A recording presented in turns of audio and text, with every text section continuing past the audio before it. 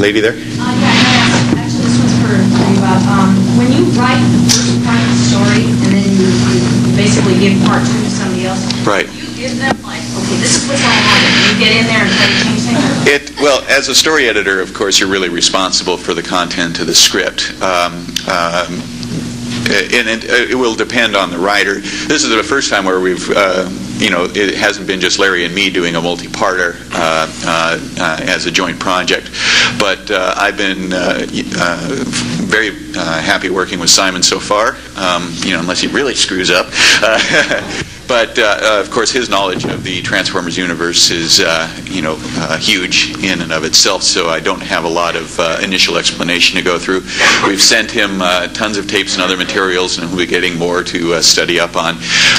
But so far, it's been working out quite well as a collaborative project, and it's just that we feel it'll be a little easier if I do the initial setup and then he carries it through.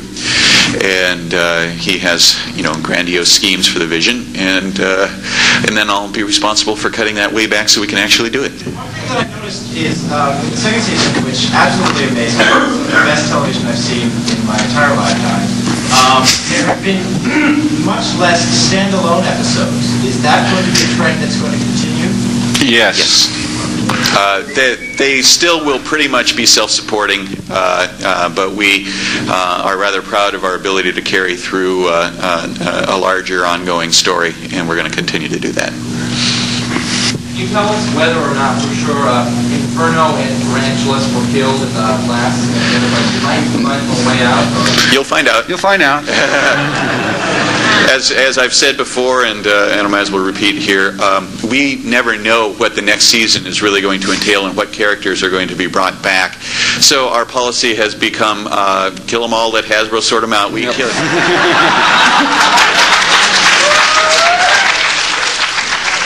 What's your favorite character of all the Beast Wars? Mine, his? I like Dinobot. Tarantulas. Tarantulas is my guy. He's my guy. Dinobot, where he was. I just liked him as a character. He was fun to deal with, and that's why I specifically wanted to kill him myself.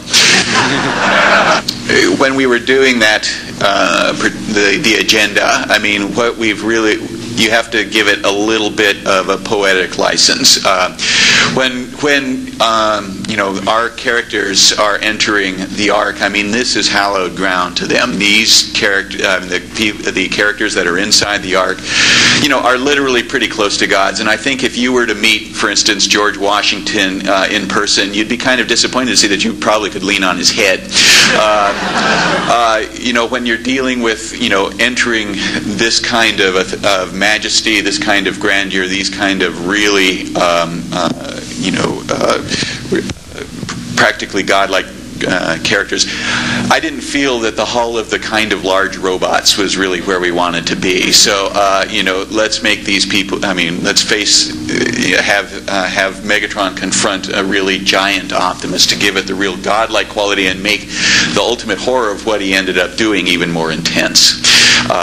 So we are always scaling these characters up and down. In Code of Hero, when Dinobot's standing on the cliff looking down at the Neanderthal dragging the guy, he's 30 feet tall. I mean, that cliff was high, but you couldn't see him otherwise, so we blew him up, scale him down. They're always shifting around depending on who needs to be dominant in a scene.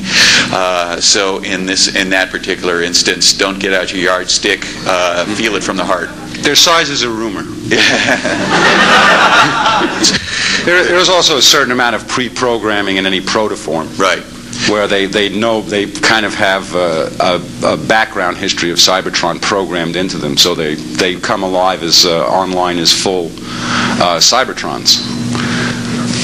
Were there any plot lines or stories that you weren't able to do in season 1 or season 2 that you haven't already? Very few. There was a show that Catherine Lawrence had written called The Greater Ape, which they just felt they couldn't render.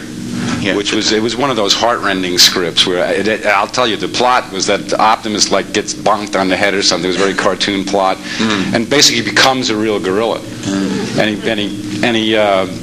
he teams up with a pack of gorillas, and he has a gorilla lady and everything.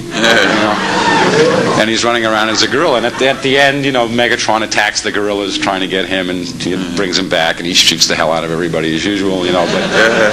But the lady gorilla doesn't want anything more to do with him. So this was Optimus's last chance. We used to call that. And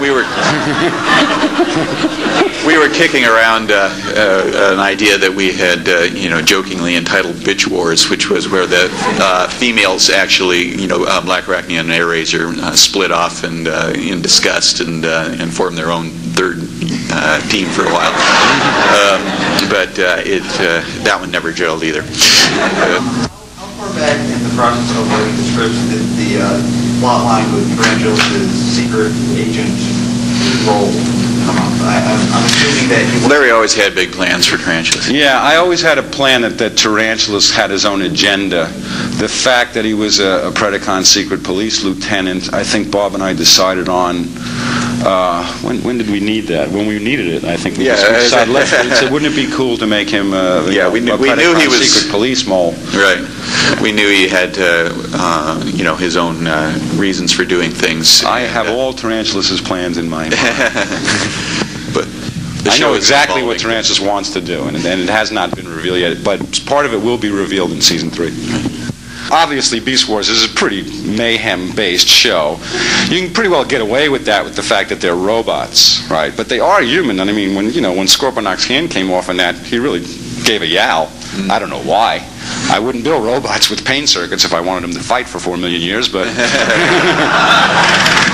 if you go with the quintessons, they're morons, obviously, because they built these guys all wrong. But of course, they didn't build them really. So anyway, I'll say this about the violence. One thing that is obvious on Beast Wars is we always show what the consequence of violence is.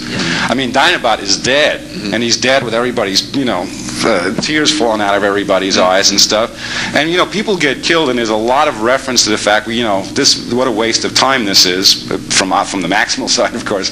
Predacons don't much care about the violence, but I think we do take pains to show that violence leaves you bereft. And this is a war situation. You can't write about a war situation without being violent.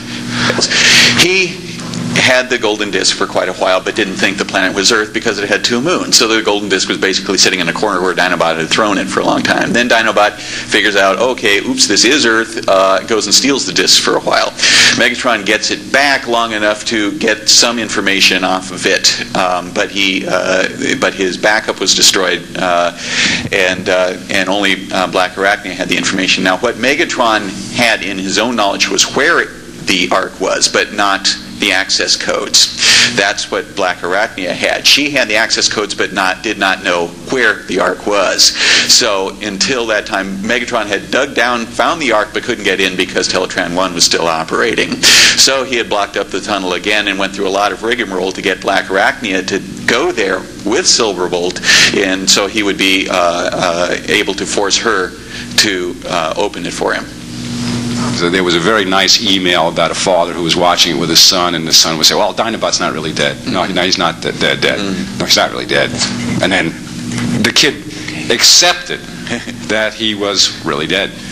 He was upset by it, but the first thing he wanted to do was watch the episode again, right? Because it gave him an emotional thing, and he worked through it. See, kids are smart, so we try not to dumb down the dialogue for the kids. Obviously, some writers come on and they really want to write for adults, and and we feel that Beast Wars can be watched equally by adults and children, preferably together. And both can enjoy it. The children can enjoy it for the mayhem level and the humor level, and the adults like it for the drama level and the intrigue and all that stuff. And it's a very nice meld, and it's very hard to do, which is why we do a hell of a lot of rewriting. We actually earn our money. But in dialogue, we try to keep it so a kid can understand it. But text speak, we throw that stuff in. Nobody can understand that at all.